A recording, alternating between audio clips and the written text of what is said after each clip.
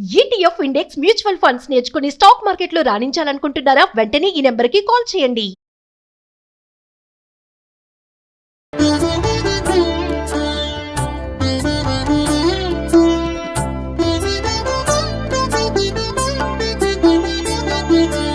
నమస్కారం.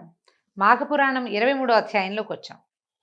నిన్న పారిజాతపు పువ్వులు కోసుకెళ్తున్నటువంటి గుహ్యకుడు తాకట్టులో ఉన్న బంగారాన్ని విడిపించి ఆ రోజు ఆన్లైన్ రేటుకే మేము కొంటాం. Sharma gold company. సత్యజిత్తు వేసినటువంటి విష్ణు పూజ నిర్మాల్యాన్ని తొక్కటం వల్ల అతని శక్తి కోల్పోయి భూలోకంలోనే ఉండిపోయాడు.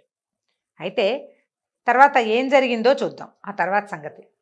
అయితే పారిజాత పుష్పాల కోసం వెళ్ళిన యక్షుడు ఇంకా తిరిగి రాపోవడానికి కారణం ఏమిటని ఆలోచించి ఇంద్రుడు విచారించాడు. ఆ పుష్పాల మీద ఉన్న ఇష్టంతో ఏం చేశాడు, తాను కూడా భూలోకానికి వెళ్ళాలనుకున్నాడు. వాడు రాకపోతే పోనీ నేను వెళ్దాం అనుకున్నాడు అనమాట. ఈ పారిజాత పుష్పాల కోసం కిందకి వస్తూ కొంతమంది దేవతలను కూడా తనతో పాటు తీసుకొచ్చాడు. అంటే ముఖ్యులని తన వెంట పెట్టుకొచ్చాడట. సువాసనలు విరజిమ్ముతున్న పారిజాత పుష్పాలను చూసి ఇంద్రుడు దేవతలు మహోత్సాహంతో పారిజాత పుష్పాలని కోసేశారు. వృక్షమునే స్వర్గాన్ని తీసుకెళ్ళిపోదాం అనుకున్నారు. ఈ చెట్టు పూట పూట భూలోకంలోకి ఏమొస్తాం, దీన్ని పెకలించి తీసుకెళ్తే స్వర్గంలో పెట్టుకోకూడదు అని ఆలోచించారు. ఈ మహోత్సాహంలో ఏం చేశారు, శ్రీహరి పూజా నిర్మాల్యాన్ని తమ పాదాలతో తొక్కి దాటారు. గుహ్యకుడు చేసిందే వీళ్ళు కూడా చేశారు. ఫలితంగా దివ్యశక్తుల్ని కోల్పోయారు, శక్తి విహీనులైపోయారు. ఇంద్రాదులు ఇంకా రాలేదని మరికొందరు దేవతలు వచ్చి వాళ్ళు కూడా పారిజాత వృక్షాన్ని పెకలించడానికి ప్రయత్నం చేసుకుని నిర్మాల్యాన్ని తొక్కడంతో వాళ్ళు కూడా శక్తిహీనులే అక్కడే ఉండిపోయారు. మర్నాడు ఉదయం సత్రాజిత్తు తన తోటను చూడడానికి వచ్చాడు. అక్కడ నిస్తేజులై నిలబడి ఉన్నటువంటి ఇంద్రాదుల్ని చూశాడు.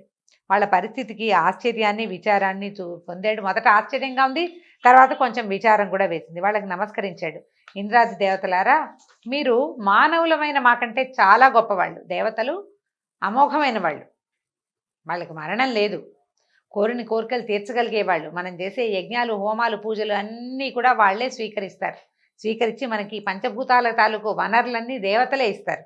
అలాంటి వాళ్ళు ఇట్లా స్వల్పమైన ప్రయోజనానికి ఇట్టి అకార్యాన్ని ఎందుకు చేశారు, చేయకూడని పని ఎందుకు చేశారు?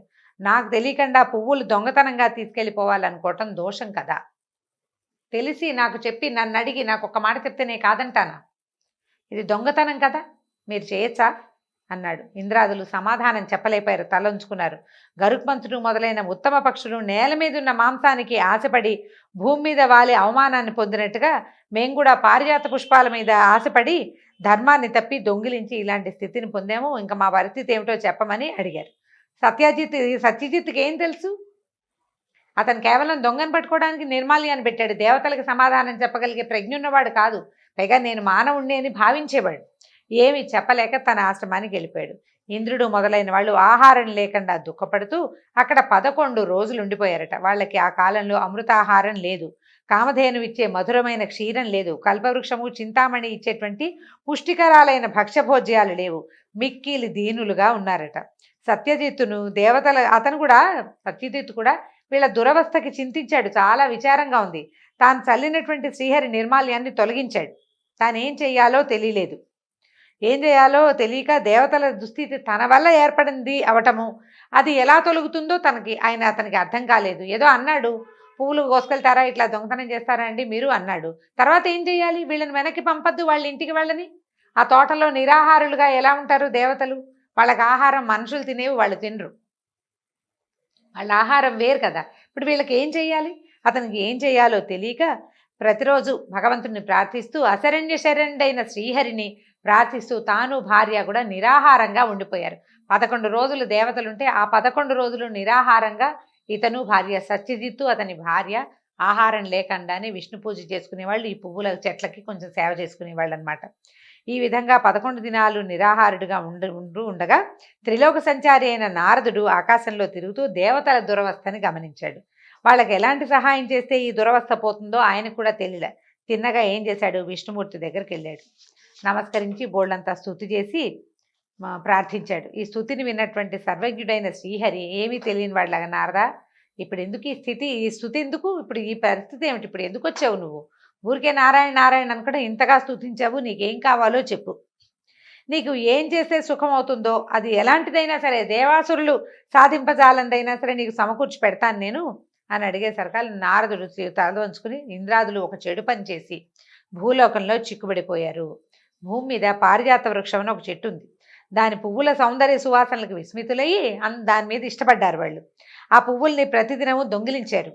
ఆ పువ్వుల కోసం మిక్కిలి ఇష్టపడిన రంభ మొదలగు అప్సరస స్త్రీలను కోరికలు తీర్చుట కోసం ఈ ఇంద్రుడు దేవతలతో పాటు వెళ్ళి ఆ వృక్షం దగ్గర ఎలా ఉన్నాడంటే అగ్ని సమీపంలో రెక్కలు కాలిపోయి పడిపోయినటువంటి మిడతలాగా దేవతాగణంతో ఆ పారిజాత వృక్షం పాదాల దగ్గర పడున్నాడు అని చెప్పాడు. అమృతాహారులైన ఇంద్రాది దేవతలు 11 దినాల నుంచి నిరాహారులై దీనంగా ఈ భూలోకంలో పారిజాత వృక్షపు తోటలో ఉండిపోయారు. భగవాన్ నీవు ఇప్పుడు వాళ్ళని దయ ఉంచి రక్షించాలి అని కోరుకునేసరికల్లా అప్పుడు నారదుడి మాటలు విన్నటువంటి శ్రీహరి ఏమన్నారంటే, అమృత కలశం నుంచి తొణికిపడిన 2 బిందువుల అమృతమే పారిజాత వృక్షంగాను తులసిగాను పరిణమించాయి. ఆ సత్యజిత్ అనేవాడు ఆ మొక్కల్ని రక్షించాడు. తర్వాత అవి మనోహరమైన ఒక పువ్వుల తోటలాగా అయింది. అది పెద్ద చెట్లు చాలా పెద్దవైపోయినాయి.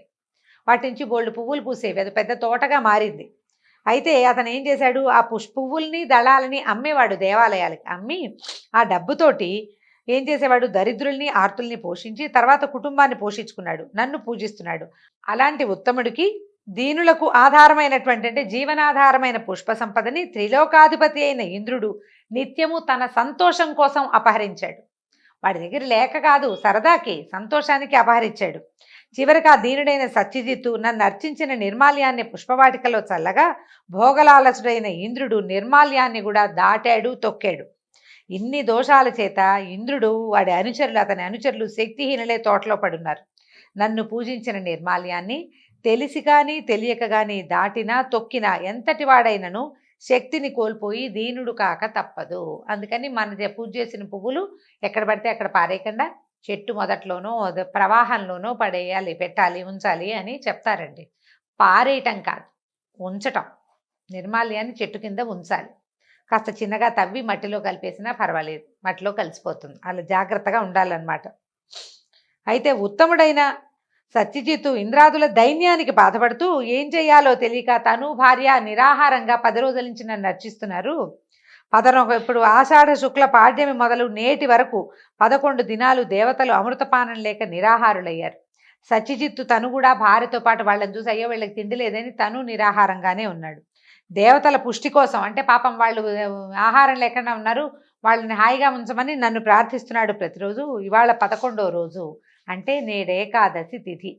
సత్యజిత్తు నేడు కూడా ఉపవాసం ఉండి నా అష్టాక్షరీ మంత్రాన్ని జపిస్తూ జాగరణం చేస్తే గనక నేను ప్రసన్నుడనై అతడేది కోరినను వెంటనే ఇచ్చెదను. అతడే కాదు ఎవరైనను ఏకాదశి నాడు ఉపవాసం ఉండి జాగరణ చేసి నా మంత్రమును జపించినచో వారికి నీ కోరిన దానిని ఇచ్చెదను అని విష్ణువు సమాధానంగా చెప్పాను. నారదుడు కూడా ఏం మాట్లాడాలో తెలియక తన దారిని తను వెళ్ళిపోయాడు. ఇప్పుడు దేవతల తాలూకు ఈ ప్రస్తుతం వాళ్ళున్న కష్ట పరిస్థితి ఏ విధంగా దాటిందో రేపటి అధ్యాయంలో తెలుసుకుందాం. నమస్కారం.